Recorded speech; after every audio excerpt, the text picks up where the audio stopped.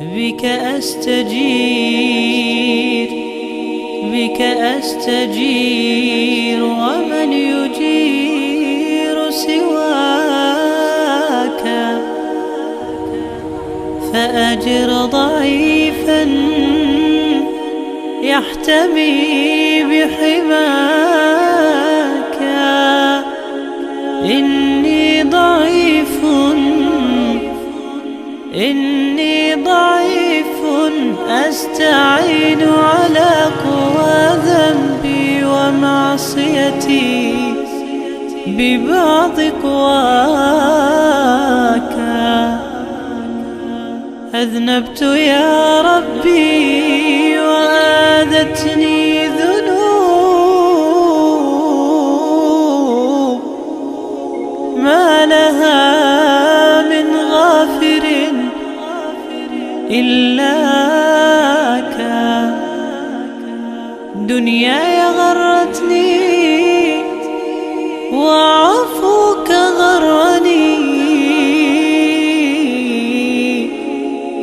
ما حيلتي في هذه أو ذاك. Bismillahirrahmanirrahim. Assalamualaikum warahmatullahi wabarakatuh.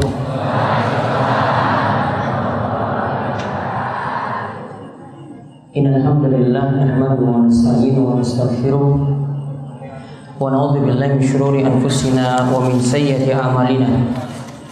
May yahdihillahu fala mudilla lahu wa may yudlil fala hadiya lahu. Wa asyhadu an la ilaha illallah wahdahu la syarika lahu wa asyhadu anna Muhammadan abduhu wa rasuluh. Allahumma shalli ala nabiyyina Muhammad wa ala alihi wa man tabi'ahum bi ihsan ila yaumiddin. Allahumma anfa'na bima 'allamtana wa 'allimna ma yanfa'una wa zidna ilma. Alhamdulillah, Bapak-bapak, Ibu-ibu, para jamaah sekalian yang mungkin senantiasa dirahmati dan diberkahi oleh Allah Subhanahu wa taala. Kita bersyukur di kesempatan malam hari ini kita semuanya dalam keadaan sehat walafiat, dalam keadaan Allah Subhanahu wa taala memberikan kita umur panjang, mugi-mugi kesehatan dan juga waktu senggang, waktu luang yang Allah berikan semakin mendekatkan diri kita pada Allah Subhanahu wa taala.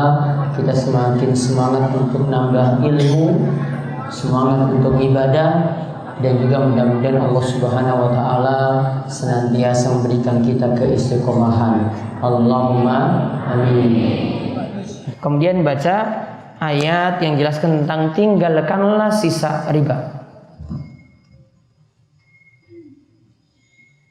A'udzu billahi minasy syaithanir rajim. Innal ladzina amanu wa 'amilus shalihati wa aqamus shalah wa atuz zakata lahum ajruhum 'inda rabbihim wa la khawfun 'alaihim wa la hum yahzanun. Ya ayyuhalladzina amanu ittaqullaha wa dharu ma baqiya minar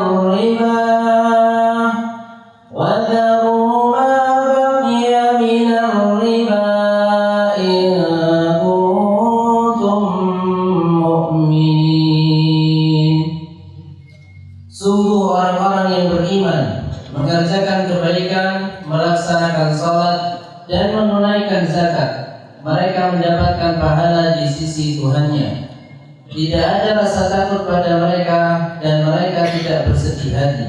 Wahai orang-orang yang beriman, bertakwalah kepada Allah dan tinggalkanlah sisa riba yang belum dipungut jika kamu orang yang beriman. Baik. Kita lihat di sini sebelumnya ayat 276 itu mengatakan yamhaqallahu riba wa yurbis shadaqat. Allahu la yuhibbu kulla kaffarin asim. Allah berfirman, Allah itu akan menghancurkan riba. Riba itu akan hancur. Sedangkan sedekah itu akan semakin subur.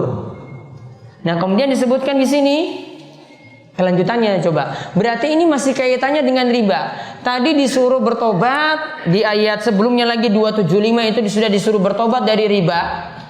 Kemudian disebutkan akibatnya, riba itu akan hancur. Yang akan subur itu adalah sedekah. Kemudian disebutkan innalladzina amanu wa amilus solihati wa aqamus sholata wa atuz zakata lahum ajruhum inda rabbihim wala khaufun alaihim wala hum yahzanun. Sesungguhnya orang yang beriman, yang beramal soleh, mendirikan sholat, menunaikan zakat, mereka punya pahala di sisi Allah.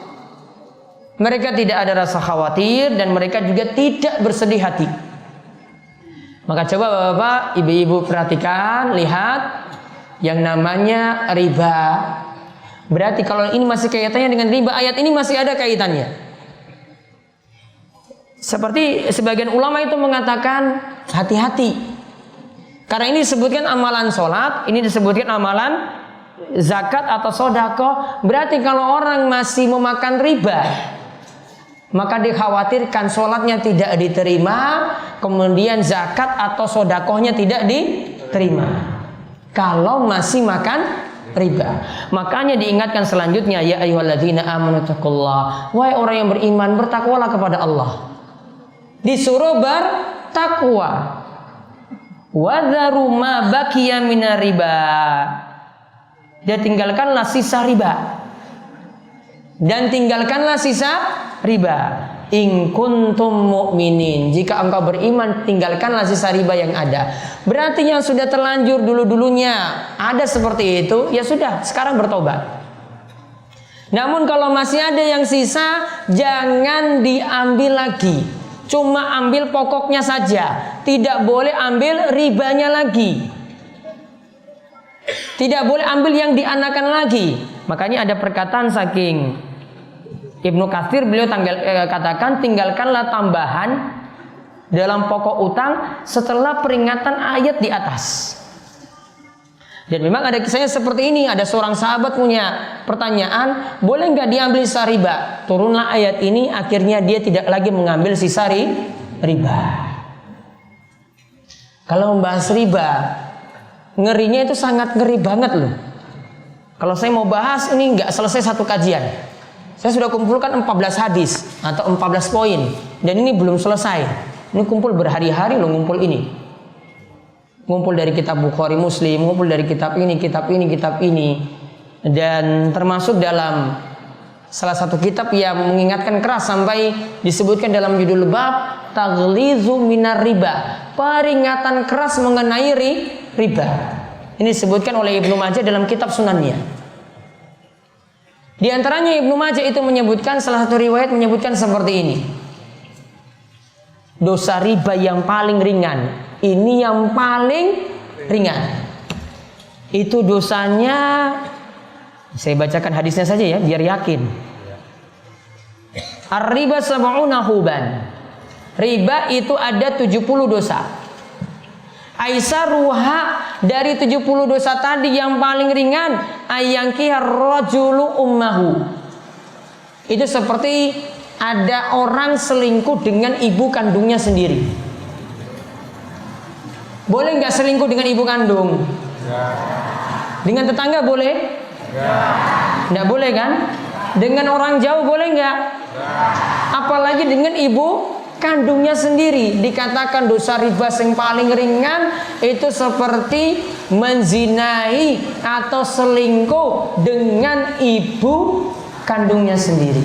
Ini dosa riba yang paling ringan. Satu lagi, ini walaupun hadisnya dhaif, namun biar takutlah dengan riba. Ketika Nabi SAW melakukan Isra Mi'raj. Isra itu lagi diangkat ke atas. Lalu beliau ketika itu mendatangi suatu kaum yang perutnya itu besarnya seperti rumah. Ini orangnya ini perutnya lemu, gendut. Ini gendutnya itu besarnya seperti rumah. Depan perutnya ini dipenuhi dengan ular. Jadi ular itu muter perutnya tadi. Kemudian ular tersebut terlihat dari luar. Kemudian ada yang bertanya, wahai Jibril, siapakah mereka? Ya, Nabi SAW tanya, orang semacam tadi siapakah mereka? Wahai Jibril. Kemudian Jibril itu mengatakan mereka itu adalah pemakan riba, orang yang biasanya makan riba, sampai dibuat perutnya besar. Apa kaitannya dengan riba kok perutnya dibuat besar? Karena di dunia dia itu awalnya utangnya cuma sekian, dia pingin buat jadi tambah. Maka dimisalkan pada hari kiamat perutnya dibuat jadi besar. Wallahu a'lam bishawab. Insyaallah untuk pembahasannya masih berlanjut pada episode berikutnya. Ada yang ditanyakan dulu 1-2 pertanyaan karena sudah hujan. Yang belum bertanya bisa minggu pagi. Yang jarang-jarang tanya dulu. Febri. Ibu-ibu ada yang mau bertanya? Ada yang pegang mic di situ. Mic-nya tolong kasih ke bawah. Saya kasih ke ibu-ibu. Ya. Ya ini dulu, monggo. Ya, Assalamualaikum warahmatullahi wabarakatuh. Waalaikumsalam warahmatullahi wabarakatuh. Ada 2 pertanyaan. Yang pertama terkait dengan ketidakhadiran malaikat di rumah kita. Beberapa tahun lalu dan sekarang juga sebagian masih itu di rumah sering dipasang gambar presiden, gambar wakil presiden, dan juga yang memasang gambar wayang sana dulu Pandawa, ada Punakawan, Semar, dan itu bagaimana pengaruh hukum yang benar. Yang kedua, Pak Ustaz, mau diberikan contoh yang real yang mungkin terjadi di lingkungan kita tentang riba yang spesifik. Artinya misalnya saya di lingkungan pendidikan itu bagaimana biar tidak terjerumus ke dalam riba itu. Demikian Pak Ustaz, terima kasih. Assalamualaikum warahmatullahi wabarakatuh. Waalaikumsalam warahmatullahi wabarakatuh. Kalau di rumah itu ada pajangan gambar yang gambarnya itu utuh, ya baiknya diturunkan. Saya sarankan seperti itu. Kecuali kalau ini instansi, ya nggak boleh sembarangan turunkan gambar presiden, ya nggak boleh. Ya maka ditimbang-timbang. Kalau di rumah, di kamar gitu, yang nggak perlu dipajang, nggak perlu dipajang. Ya, yang nggak perlu dipajang, nggak perlu dipajang. Itu baiknya seperti itu. Adapun kalau gambarnya nggak utuh, insya Allah nggak masalah. Gambarnya nggak utuh, bagian wajah tertutup, misalnya hitam gitu. Ini tidak termasuk. Ini kalau gambarnya gambar utuh. Kemudian tadi yang kedua, contoh riba yang real. Jenengan saking pun Pak. Nah, kan biasanya di rombongan RT misalnya, itu ada pinjaman nggak? Ada. Pinjam 1 juta kembali berapa? Nah, berarti ada tambahan dari utang piutang. 1 juta kembali 1.100.000. Nah, kaidahnya setiap ada tambahan dalam masalah utang piutang maka termasuk dalam riba. Nah, kalau dalam dunia pendidikan yang ditanya, kalau dunia pendidikan ditanya, coba dicek di koperasi. Koperasinya simpan pinjam atau koperasi usaha? Kalau koperasi usaha, insya Allah selamat. Kalau koperasinya simpan pinjam, nah pakai kaidah tadi.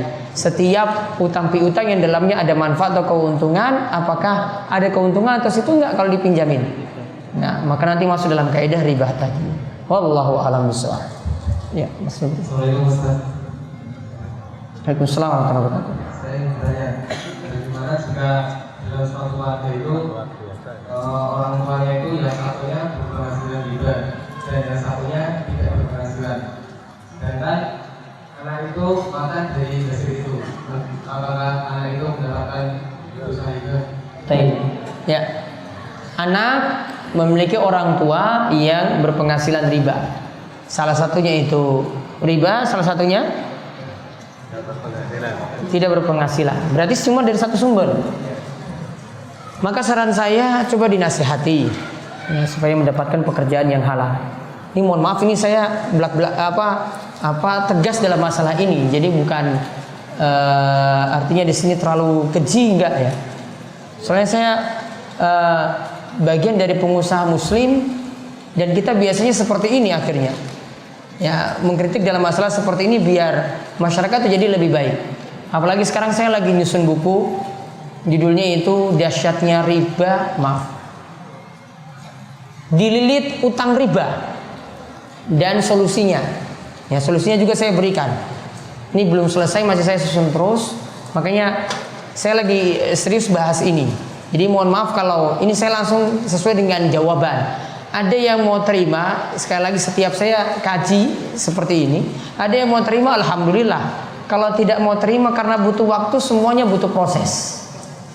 Nggih, Bang, nggih? Semua butuh proses. Namun kalau ada yang memang nggak mau terima sama sekali, sudah, hidayah itu di tangan Allah. Saya nggak maksa. Karena kalau kita ngulang seperti ini, ya beri pengawasan seperti ini, sifatnya itu cuma menyampaikan, urusannya masing-masing. Yang penting sudah disampaikan. Contoh kemarin saya di Masjid Kampus UGM, ya ini pengajian ibu-ibu sini masih kalah gaulnya. Saya itu ngisi di ibu-ibu yang super gaul. Ya, nanti pakai lipstick lah, kemudian pakai pertanyaannya itu pertanyaan yang top lah pokoknya. Ustaz, gimana kalau saya kencangkan kulit? Ini kulit saya ini sudah keriput, terus saya kencangkan lagi. Ngapain Bu kencangkan kulit seperti itu? Artis semua yang hadir gitu ya, model-model maksudnya ya pengen berpenampilan seperti selebriti. Ya, nanti bibirnya juga boleh nggak saya operasi bibir? Jadi bibirnya itu yang ireng itu kelihatan pakai lipstik terus. Kemudian nanti alisnya, ya alisnya itu operasi lagi, jadi biar kelihatan tebal terus. Atau ini alisnya sudah ada, dipensilkan lagi, bukan dikerok. Ini belum tegas loh ini alisnya, ditegaskan lagi, tambah lagi dengan pensil. Saya bilang ngapain nambah lagi, itu nggak tegas juga. Orang sudah paham kan ini alisnya seperti itu. Ya mudah-mudahan ibu-ibu nggak seperti tadi lah. Namun ditanya di tempat ya saya jawab. Ya, hanya di tempat ya saya jawab, dan kebetulan temanya ketika itu tentang fikih wanita, tentang cara berhias diri.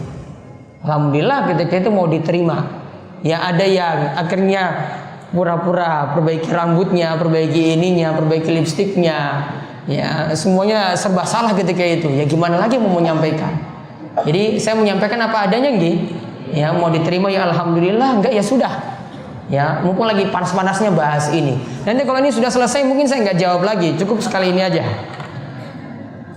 Jadi untuk masalah ini, kalau orang tuanya itu berpenghasilan seperti ini, termasuk berpenghasilan yang haram yang lainnya. Asalnya anak tidak boleh makan dari apa yang diberikan oleh orang tua, nggak boleh. Ya, anak tidak boleh makan dari hasil yang diberikan oleh orang tua, kecuali darurat. Kecuali darurat. Artinya nafkahnya cuma dari bapaknya saja, nggak bisa dari yang lainnya. Ibunya nggak kerja, cuma dari bapaknya saja. Maka tetap bagi anak nasihatin terus, Pak, mudah-mudahan dapat rezeki yang lebih halal, dapat penghasilan yang lebih halal. Karena Allah, innallaha thayyib la yaqbalu illa thayyiba. Allah itu baik dan cuma menerima dari yang baik-baik saja. Maka sampaikan hadis semacam ini. Kalau dapat hidayah, dapat petunjuk, yang mudah-mudahan Allah beri petunjuk dan hidayah. Ya, kemudian kalau darurat baru dia boleh memanfaatkan, dan ini butuh memanfaatkan penghasilan dari orang tuanya sendiri. Namun kalau dia sudah bisa mandiri, dia tinggalkan untuk bergantung pada orang tua. kemudian dia cari penghasilan sendiri dan dia makan sendiri dari penghasilannya tersebut. Wallahu a'lam bishawab. Ibu-ibu ada? Atau ada mic di bawah? Ada tadi yang mau mengacung? Mic-nya coba dikasih ibu dulu satu.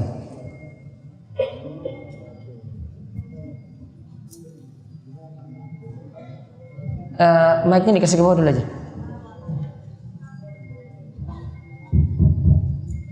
Siapa yang pegang mic yang membunyikan itu? Bapak Muji, sebentar. Ibu dulu. Waalaikumsalam warahmatullahi wabarakatuh. Yang mau saya tanyakan Pak Ustaz. Iya. Ketika membaca ayat Al-Sajdah itu yang terakhir sementara ini saya hanya bisa membaca Subhanallah wa bihamdihi, Subhanallah wa bihamdihi, Subhanallah walhamdulillah wa la ilaha illallah. Allahu akbar, ya.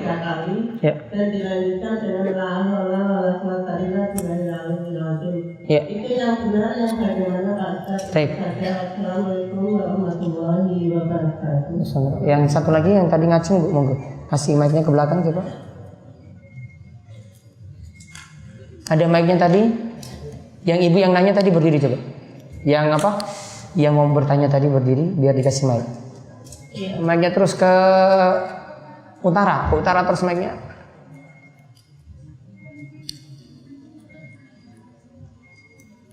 Terus dibawa ke belakang terus, Bu.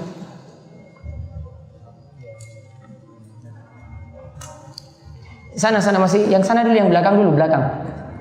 Yang bertanya tadi berdiri, Bu. Iya. Sana dulu yang jilbab hijau. Nggih, jilbab hijau dulu.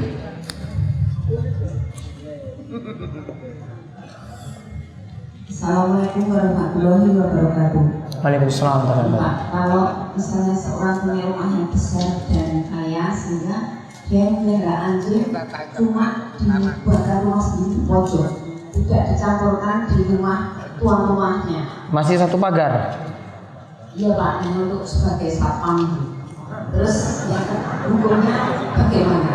Terus yang kedua Pak, kalau kita sudah tahun lalu sudah terlanjur akad dengan bank konvensional, sementara kita baru paham sekarang, sementara jangka waktu peminjaman masih 1 tahun lagi. Namun dan Pak Ustadz kan selalu menyarankan hentikan sebenarnya mudah, tapi kalau kita sudah terikat konvensional apalagi dengan bunga annuitas itu kan kalau dihentikan di tengah itu Masya Allah itu bunganya gede sekali, pokoknya kecil. Sementara untuk tutup aja belum ada. Bagaimana cara menghentikan atau setiap bulan kita sudah paham? Tinggal satu tahun angsuran berapa kali? Itu dua tahun dulu Pak. Jadi kita pahamnya setelah terlewati setahun. Kurang 1 tahun lagi. Ya sudah, dilunasi saja. Kalau Gimana?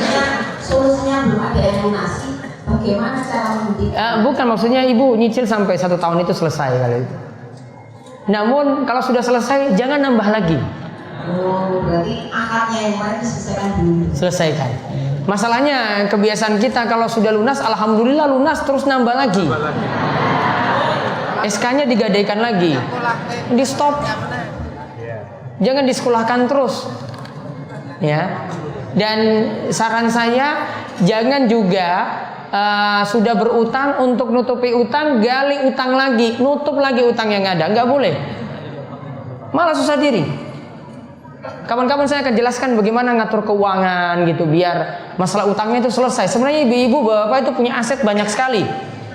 Namun asetnya itu disayang-sayang terus. Ya. Padahal utangnya masih ada. Mendingan mikir untuk menyelesaikan utang daripada jenengan bawa utang sampai mati. Ya, mendingan mikir untuk menyelesaikan utang daripada bawa utang sampai mati. Saya akan sebutkan nanti bahaya-bahayanya kalau utang itu dibawa sampai mati, resikonya besar sekali.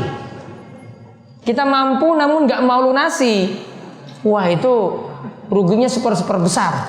Mau saya ceritakan di sini nanti malah nggak bisa tidur di rumah. Ya, nggak usah lah. Tadi saya sudah cukup. Nanti berikutnya lagi pelan-pelan nanti untuk bisa mengetahui hal ini. Kemudian tadi kalau rumah besar terus Posisikan anjing seperti satpam. Harusnya sudahlah kasih satpam aja biar manusia ada kerjaan. Pingin orang yang ada kerjaan atau anjing yang ada kerjaan? Kan lebih manfaat. Anjing memang gratis, namun berkahnya itu nggak ada. Ditambah lagi najisnya ada di dalam rumah. Ya, keliling-keliling nanti jilat-jilat perabotan kita yang ada, tubuh kita dijilat juga seperti itu, najis. Najisnya najis mughallaza lagi. Ini bukan najis mukhaffafa loh. Ini najisnya najis mughallaza, najis super berat. Nggak ada najis yang super berat dibandingkan dengan najisnya anjing. Mau dijilat kucing, ya jilatannya nggak masalah. Ya, dijilat yang lainnya nggak masalah. Namun kalau sudah dijilat anjing, apalagi kalau anjing itu jilat wadah yang di situ berisi air, maka dicuci 7 kali. Aulahunna biturab. Kata Nabi SAW, yang pertama itu dengan menggunakan debu. Untuk yang lainnya tidak ada aturan seperti ini. Cuma khusus untuk anjing saja. Masa anjing dipelihara oleh seorang muslim padahal najisnya itu najis mughalladha, najis super berat. Harusnya sudah bisa berpikirkan seperti ini, apalagi ini wong sugih. Harusnya bisa mempekerjakan manusia. Buat tetangganya dimanfaatin jadi security gitu kan, jadi enak hubungan dengan tetangga. Ya, nanti gantian ada. Kalau ini orang super kaya ya gantian 2 atau 3 orang untuk jaga. Akhirnya kan punya manfaat untuk orang lain, sambil sodakoh juga untuk orang lain. Orang lain punya lapangan pekerjaan, dia buka ketika itu juga, bukan untuk anjing. Kadang kalau dia mau beli anjing lagi, anjing super mahal lagi, yang harganya puluhan juta. Ya, harganya puluhan juta, belum lagi kasih pakan lagi yang super mahal lagi. Mikirkan pakannya sebenarnya sama juga. Ditambah lagi kalau anjing itu tidak bawa berkah. Kemudian tadi tentang ayat sajadah, kalau ingin sujud, kalau ketika membaca ayat sajadah, ada bacaan yang Bapak Ibu paling sudah pahami. Namun Allah pendapat yang paling tepat, bacaan ketika baca ayat sajadah yaitu sujud tilawah, bacaannya seperti sujud biasa, Subhana rabbiyal a'la atau Subhana rabbiyal a'la wa bihamdi. Boleh. Ya, cukup baca 3 kali itu sudah jadi bacaan ketika sedang sujud tilawah. Tadi Pak Muji 1.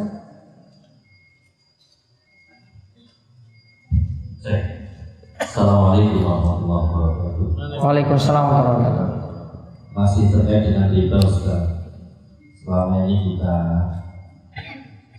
didekati dengan kredit syar'i. Mau umroh dengan kredit syar'i. Sekarang 25 juta berangkat, tapi setelah 12 bulan harus kembali ada lebihnya. Jadi 25 menjadi 30. Jadi atau 25 menjadi 28. Apa yang termasuk riba?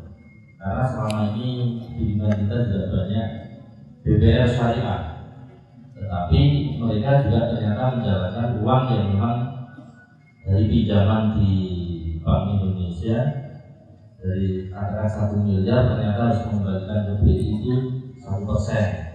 Karena harus mengembalikan 1%, maka harus ada permainan pengembangan di masyarakat. Dan ini yang sebenarnya kita hindari, tapi masyarakat mau tidak mau harus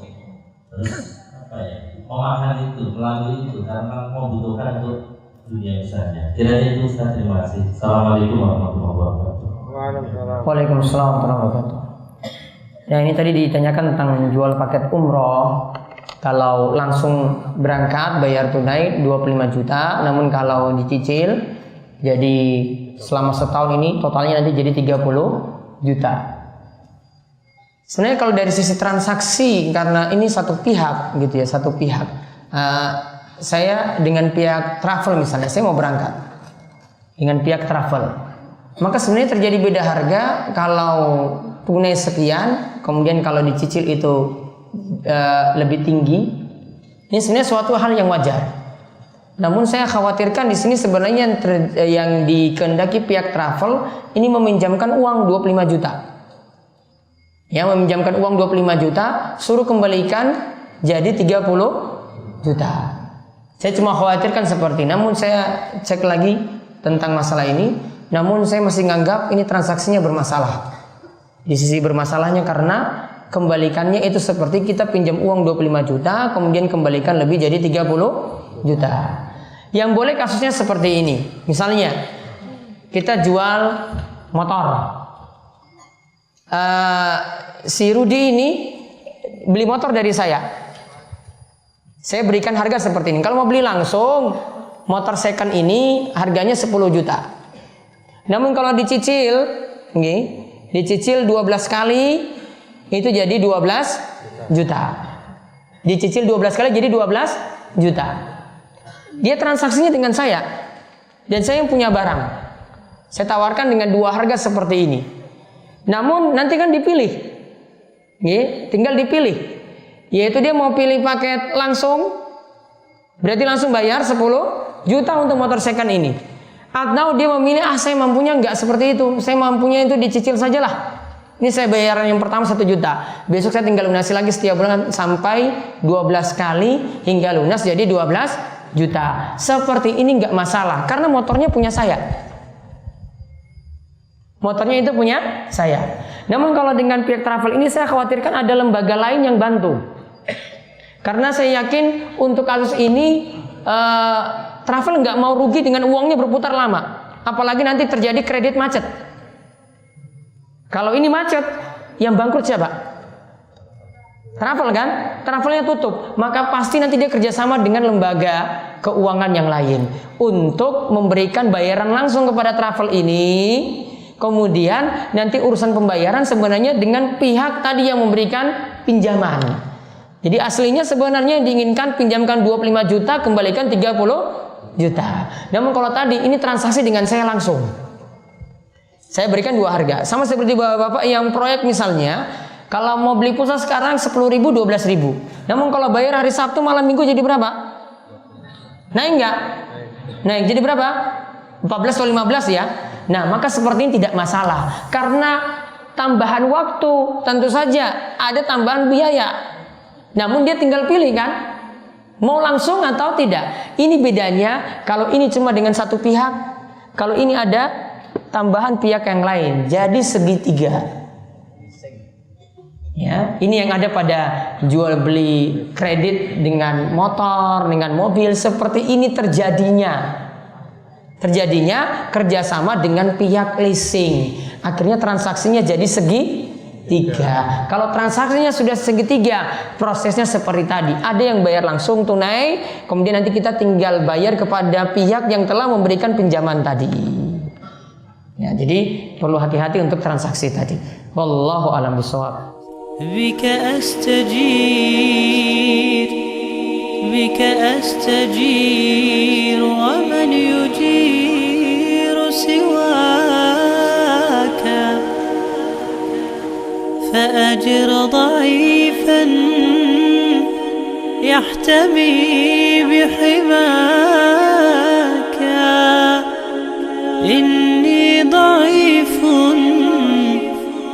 إني ضعيف أستعين على قوى ذنبي ومعصيتي ببعض قواك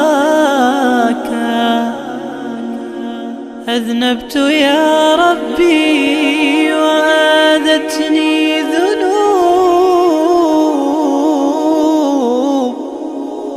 ما لها من غافر إلاك دنياي غرتني وعفوك غرني ما حيلتي في هذه